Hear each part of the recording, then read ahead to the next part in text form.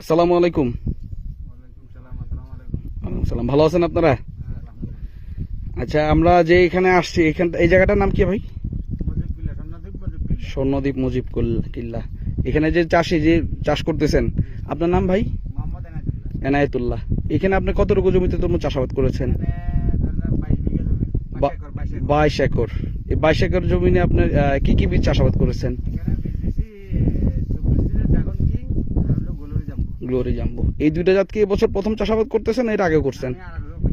আচ্ছা, এবছর কি অবস্থা, প্রাকৃতিক ভাবে কি অবস্থা বা ফলের? মোটামুটি আলহামদুলিল্লাহ ভালো আছে। তাই তো এগুলা আজকে মোটামুটি কাটা হইলো না? আচ্ছা, এই যেগুলো আছে এগুলো আনুমানিক সাইজ কতটুকু হবে? না না, বললাম যে ওজন তরমুজ যেগুলো নিয়ে আসেন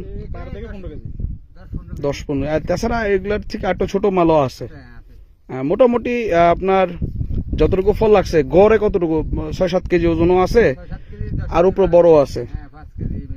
আচ্ছা, জাম্বুটা নিয়ে কিছু বলেন তো, জাম্বুটার কি অবস্থা? গ্লোরি জাম্বু ভালো আছে। মানুষ তো বলে জাম্বু আগের মতো নাই, ফলন হয় না, ভালো হয় না, কি বলে? আসলে তরমুজ চাষাবাদে আবহাওয়া, মাটি, পরিচর্যা এবং সর্বশেষ ভালো বীজ তো অবশ্যই প্রয়োজন। এই সবগুলো যদি ঠিকঠাক থাকে আর আল্লাহ প্রদত্ত যদি রহমত যেটা আপনাদের উপর নাজিল হয়, তাহলে তো অবশ্যই আপনারা সাকসেস হবেন, তাই না? তাছাড়া তো সম্ভব না। তো যাই হোক, কৃষকদের উদ্দেশ্যে কিছু বলতে চান?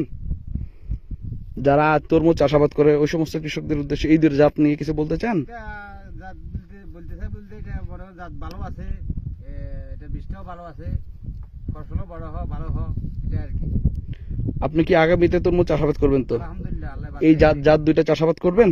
ইনশাআল্লাহ আল্লাহ যদি বাঁচায় রাখে আর কি। ধন্যবাদ সকলকে যারা এতক্ষণ শুনলেন। এই কৃষক ভাইকেও ধন্যবাদ। আমরাও দোয়া করব যাতে আমাদের যত কৃষক ভাই আছেন, সকল কৃষক ভাই যাতে তার ন্যায্য দামটা পায়। কারণ তরমুজ চাষাবাদের যতটা কষ্ট, আমরা তো বাজারে গেলে হুট করে একটা তরমুজ দামাদামি করে কিনে ফেলি, কিন্তু একটা তরমুজ উৎপাদন করতে কৃষকের কি পরিমাণে কষ্ট হয় সেটা কৃষকই ভালো বলতে পারে। তো আমরাও দোয়া করব যাতে আমাদের কৃষক ভাইরা ভালো দাম পায়। অলরেডি তো অন্যান্য সবজির দাম কমে গেছে, কৃষকরাও হতাশ। তরমুজের দাম যদি এরকম ভাবে না পায়, আমাদের কৃষক ভাইরা তো এটাতে আগ্রহ হারায় ফেলবে। তো সবাই কৃষক ভাইদের জন্য দোয়া করবেন যাতে তারা ভালো দাম পায় এবং আগামীতে তারা যাতে সুন্দরভাবে চাষাবাদ করতে পারে। ধন্যবাদ সকলকে। আর ক্যামেরায় আমি সাথে ছিলাম Mohammad Sakibul Islam, deputy regional manager, Supreme Seed Company Limited, Noakhali অঞ্চল। ধন্যবাদ।